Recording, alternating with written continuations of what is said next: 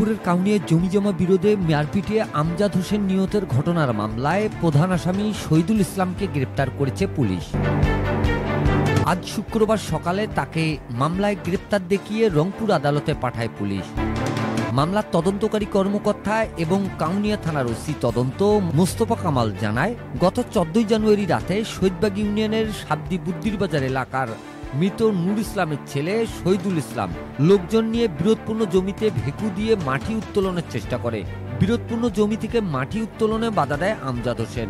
বাকবিতণ্ডার এক পর্যায়ে শহীদুল ও তার লোকজন দেশীয় অস্ত্র দিয়ে আমজাদ হোসেনকে মারপিট করলে তিনি ঘটনাস্থলে গুরুতর আহত হন। পরে তাকে রংপুর মেডিকেল কলেজ হাসপাতালে নিয়ে যাওয়ার পথে মারা যান তিনি। এ ঘটনায় শহীদুল ইসলাম সহ 12 জনের নামে কাউনিয়া থানায় একটি হত্যা মামলা হয়। ঘটনার পর শহীদুল ইসলাম আত্মগোপনে গা ঢাকা দেয়।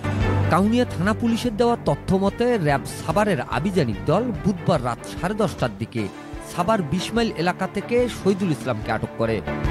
পরে থানা পুলিশ সাভার থেকে শহীদুল ইসলামকে গ্রেপ্তার করে বৃহস্পতিবার সন্ধ্যায় থানায় নিয়ে আসে। Mizanur Rahman, DRS news.